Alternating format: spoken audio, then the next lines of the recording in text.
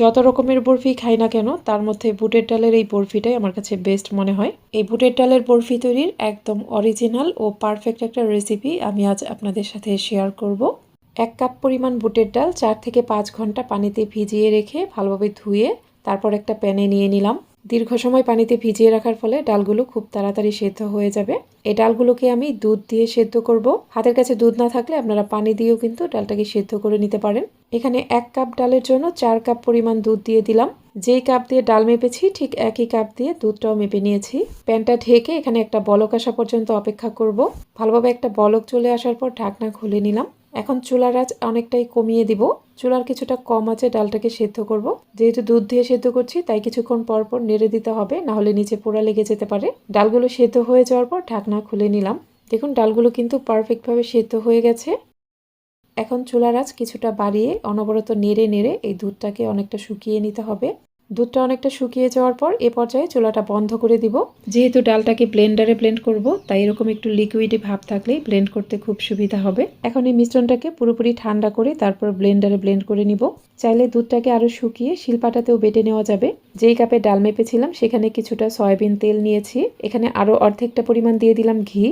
আমি এখানে half cup পরিমাণ ঘি ও সয়াবিন তেল মিলিয়ে নিয়েছি।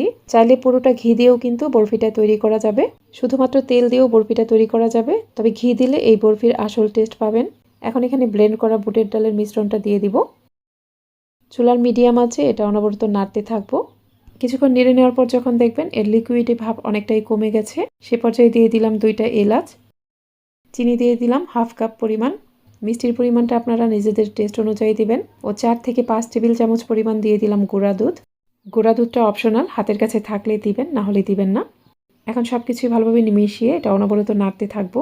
যে কোনো হালুয়া অথবা বরফি ননস্টিকের প্যানে তৈরি করলে এটা নাড়াচাড়া করতে খুব সুবিধা হয়। আমি টেস্ট করে দেখলাম এখানে আরও কিছুটা চিনি লাগবে, তাই আরও একটু চিনি অ্যাড করে দিলাম। বরফিতে সুন্দর একটা কালার আনার জন্য সামান্য পরিমাণ অরেঞ্জ ফুড কালার দিয়ে দিলাম। এখানে ফুড কালারটা অপশনাল, আপনারা চাইলে দিতেও পারেন আবার চাইলে নাও দিতে পারেন। অনবরত নাড়তে নাড়তে দেখবেন এই লিকুইডি ভাবটা অনেকটাই কমে যাবে। ঠিক এই পর্যায়ে চুলার আঁচ অনেকটা কমিয়ে দিব। চুলার খুব কম আঁচে বরফিটা তৈরি করতে হবে। যেহেতু এখানে দুধ ব্যবহার করা হয়েছে তাই এটা বারবার নিচে লেগে যাওয়ার সম্ভাবনা থাকতে পারে। তো অবশ্যই চুলার কম আঁচে এটা অনবরত নাড়তে থাকবেন। নিচে পোড়া লেগে গেলে কিন্তু বরফির আসল টেস্ট পাবেন না। একটু ধৈর্য সহকারে হালুয়াটাকে অনবরত নাড়তে থাকতে হবে। এটা নাড়তে নাড়তে দেখবেন আরও অনেকটাই আঠালো হয়ে যাবে। বেশ কিছুক্ষণ নেড়ে নেওয়ার পর কিছুটা মিশ্রণ হাতে নিয়ে পুরোপুরি ঠান্ডা করে নিব। ঠান্ডা হয়ে যাওয়ার পর দেখুন এটা কিন্তু এখনও বরফির শেপ দেওয়া যাচ্ছে না, অনেকটাই নরম আছে। এই মিশ্রণটাকে আরেকটু নেড়ে শুকিয়ে নিতে হবে। এখন এখান থেকে যেই এলাচ 2টা দিয়েছিলাম সেগুলো উঠিয়ে নিব। এখন দেখুন এই মিশ্রণটা কিন্তু আরও অনেকটাই আঠালো হয়ে গেছে। কিছুটা হাতে নিয়ে পুরোপুরি ঠান্ডা করে নিব।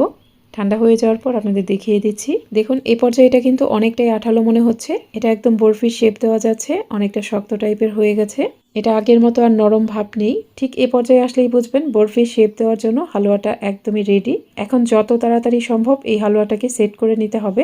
এর জন্য একটা প্লেটে কিছুটা ঘি ব্রাশ করে নিলাম। হালুয়াটা পুরোপুরি গরম থাকা অবস্থায় কিন্তু সেট করে নিতে হবে। এটা ঠান্ডা হয়ে গেলে বরফির শেপ দেওয়া যাবে না, তাই চুলা থেকে নামানোর সাথে সাথে যত তাড়াতাড়ি সম্ভব এটা সেট করে নেবেন। এটা একদম চেপে চেপে সমানভাবে সেট করে নিয়েছি। এটা পুরোপুরি ঠান্ডা হতে প্রায় 1.5 থেকে 2 ঘন্টার মতো সময় লাগবে। আমি এটা ফ্রিজে রাখবো না, এমনি নর্মাল তাপমাত্রায় রেখে দিব। তো 2 ঘন্টা পর ফিরে আসছি। 2 ঘন্টা পর দেখুন বরফিটা একদমই সেট হয়ে গেছে। এখন একটা নাইফের সাহায্যে কেটে নিব। নাইফের 2 পাশেই আগে থেকে ঘি ব্রাশ করে নিয়েছি। আমার আজকের রেসিপি আপনাদের কাছে ভালো লাগলে অবশ্যই আমার ইউটিউব চ্যানেলটিকে সাবস্ক্রাইব করে পাশে থাকা অল লেখা বাটনটাতে ক্লিক করে দিবেন। আর ভিডিওটি যারা ফেসবুক থেকে দেখছেন তারা অবশ্যই আমার ফেসবুক পেজটিকে লাইক ও ফলো দিয়ে রাখবেন। আপনারা এই বরফিটা নিজেদের ইচ্ছা মতো যে কোনোভাবে কেটে নিতে পারেন। বরফিটা দেখেই নিশ্চয়ই আপনারা বুঝতে পারছেন এটা কতটা পারফেক্ট হয়েছে। অনেকেই বরফি তৈরি করে দেখবেন যে একদম নরম ক্যাতকেতে টাইপের থাকে। আমার এই রেসিপি ফলো করে একবার তৈরি করবেন। এই বরফিটা দেখতেও যেমন সুন্দর, খেতেও অনেক বেশি মজার। ভিডিও কেমন লাগলো অবশ্যই আমাকে কমেন্ট করে জানাবেন। আজকের রেসিপি ভালো লাগলে একটা লাইক দিবেন। আজ তাহলে এখানেই বিদায় নিচ্ছি। সবাই অনেক বেশি ভালো থাকবেন। আল্লাহ হাফেজ।